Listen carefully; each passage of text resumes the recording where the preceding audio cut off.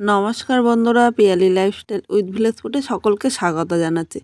আজকে সন্ধ্যায় চা কফির সাথে বা একটা দুর্দান্ত টিফিন রেসিপি তোমাদের সাথে শেয়ার করব। আর এইভাবে করলে কেউ কিন্তু আর বাজার থেকে কিনে খাবে না, খুব সহজেই তো করে নিতে পারবে। তাহলে কীভাবে করলাম চলো দেখে নেওয়া যাক। এখানে দুটো আলু নিয়েছি, এবার এরকম একটা গেটার নিয়েছি, গেটারের সাহায্যে আলুটা আমি গেট করে নেব। আমি এইভাবে গেট করে নিচ্ছি, ইচ্ছা করলে তোমরা ম্যাশ করেও নিতে পারো। আর আলুটা কিন্তু আমি সেদ্ধ করে নিয়েছি, কারণ কাঁচা আলু দিয়ে কিন্তু ততটা ভালো লাগে না, একটু সেদ্ধ আলু দিয়ে কিন্তু দারুণ লাগে। আর হাত দিয়ে ম্যাশ করতে গেলে কিন্তু একটু দানা দানা থেকে যায়, আর এইভাবে গেটার দিয়ে ম্যাশ করলে কিন্তু একটুও দানা থাকবে না। এইভাবে আমি আলুটা ম্যাশ করে নেব। এখানে দেখো দুটো আলুই গেট করা হয়ে গিয়েছে। এবার আলুটা আমি এক সাইডে নিয়ে নিলাম। এখন এই বাটির মধ্যে গেট করা আলুটা নিয়ে নিলাম। আলুটা কিন্তু তোমরা কম বেশি করে নিয়ে নেবে। এখানে আমি দুটো নিয়েছি, আর এর বেশি বা কম নিতে পারো। যদি লোক বেশি থাকে তাহলে কিন্তু আলুটা আর দুটো নিয়ে নেবে। এর মধ্যে এই দেখো, এই বাটির মাপে আমি হাফ বাটি চালের গুঁড়ো নিয়েছি। চালের গুঁড়োর পরিবর্তে তোমরা কিন্তু এখানে সুজিও ব্যবহার করতে পারো, কিন্তু চালের গুঁড়ো দিলে বেশি ভালো লাগে খেতে। একটা বড় সাইজের পেঁয়াজ কুচি নিয়ে নিলাম। 3টে কাঁচা লঙ্কা কুচি, তোমরা ঝাল যেরকম খাবে সেই হিসাবেই লঙ্কাটা নিয়ে নেবে।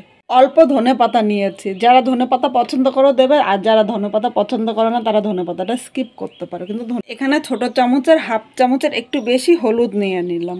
হলুদ তো অবশ্য প্রয়োজন মতো নেবে, অনুযায়ী লবণ দিলাম।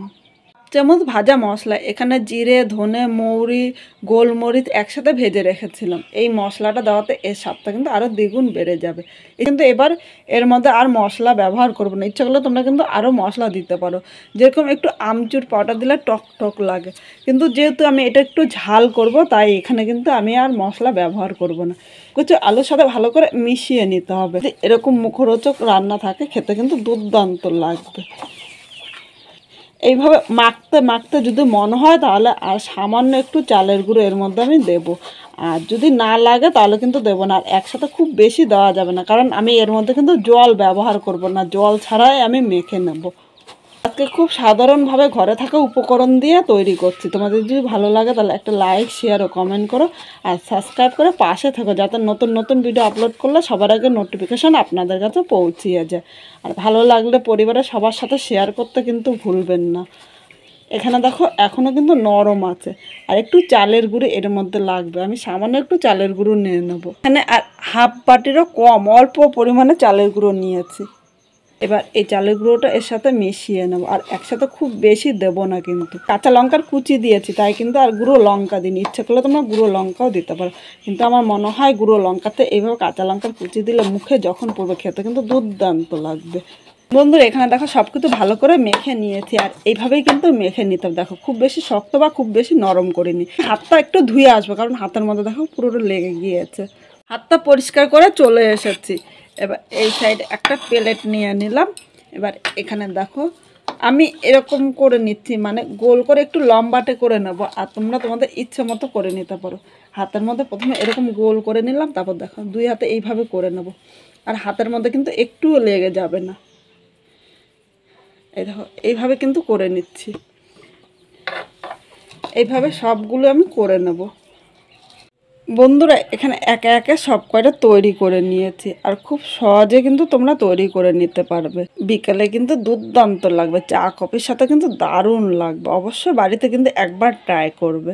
এদিকে একটা কড়াই বসিয়ে কড়াইতে তেল দিয়ে তেলটা প্রথমে ভালো করে গরম করে নিতে হবে।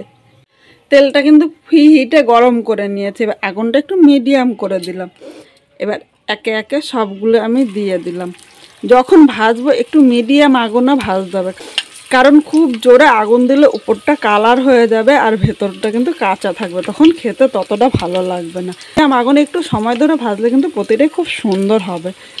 এখানে আমি একসাথে সব কয়টা নিয়ে নিয়েছি, আর তোমাদের যদি কড়াইটা একটু ছোট হয় তাহলে কিন্তু অল্প অল্প করে দুইবারও ভেজে নিতে পারো।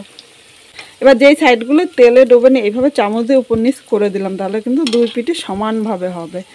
অনেক সময় বিকেলবেলা মুখরোচক কিছু খেতে ইচ্ছা করে, আর ঘরে এরকম কিছু থাকে না। ঘরে থাকা জিনিস দিয়ে কিন্তু তোমরা করে নিতে পারো, আর এটা খেতে কিন্তু দুর্দান্ত লাগবে। যদি বাড়িতে কোনো অতিথি আসে তোমরা এইভাবে কিন্তু তাদেরও করে দিতে পারো, তারাও খেয়ে কিন্তু খুব খুশি হবে। আমি সবসময় দোকান থেকে চপ কিনে খাই, কিন্তু দোকান থেকে না কিনে যদি এরকমভাবে বানাই, বাড়ির ছোটোর থেকে বড় সবাই খুব পছন্দ করবে, আর কেউ ভাবতেই পারবেন না যে এটা এত সহজে বানানো হয়েছে। এটা খেতে এতটাই সুস্বাদু হয়। বাট এভাবে বাড়িতে বানিয়ে খেলে কেউ কিন্তু আর বলবে না যে বাজার থেকে কিনে আনার জন্য।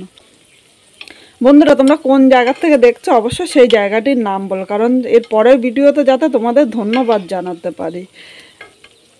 বন্ধুরা দেখো, লাল করে ভাজা হয়েছে, আর এর থেকে বেশি লাল করবো না, এর থেকে বেশি লাল করলে কিন্তু খেতে ভালো লাগবে না। এবার আমি যখন তুলবো তখন কিন্তু গ্যাসের আগুনটা আমি একটু মিডিয়াম টু হাই করে দিলাম, কারণ মিডিয়াম আগুন রাখলে এর মধ্যে কিন্তু তেল থাকবে, আর একটু আগুনটা যদি বাড়িয়ে দিই তাহলে এর থেকে কিন্তু তেলটা ছেড়ে দেবে। একটা একটা করে এরকম আমি তুলে নিলাম, আর এর মধ্যে তুলে নিলে যে তেলটা থাকলো সেই তেলটাও কিন্তু পড়ে গেল। এখানে দেখো সব কটা তুলে নিয়েছে। এবার এইভাবে 1 সেকেন্ড রেখে দেবো, তাহলে কিন্তু এর থেকে যেইটুকু তেল আছে সেই তেলটাও কিন্তু পড়ে যাবে। এবার থালার মধ্যে আমি নামিয়ে নিলাম। শব্দ শুনেই বুঝতে পারছি কতটা কিসমি হয়েছে। আর একবার একটু দেখাচ্ছি, দেখো দারুণ হয়েছে কিন্তু। একটা আমি দেখাচ্ছি, প্রচণ্ড গরম দেখো, আর ভেতরটা দেখো কত সুন্দর হয়েছে। কাউকে করে দিলে সে কিন্তু বারবার বলবে এইভাবেই করে দেওয়ার জন্য, আর এটা খেতে কিন্তু এতটাই সুস্বাদু হয়। তোমরা এটা এইভাবে খেতে পারো শুধু, বা চা কফির সাথেও খেতে পারো, বা ছোট বাচ্চারা খেলে একটু সস দিয়ে দেবে, তাহলে কিন্তু খেতে দুর্দান্ত লাগবে। তাহলে কীরকম লাগলো কমেন্ট করে জানাতে কিন্তু ভুলো না। আর পুরো ভিডিওটা দেখার জন্য তোমাদের অসংখ্য ধন্যবাদ।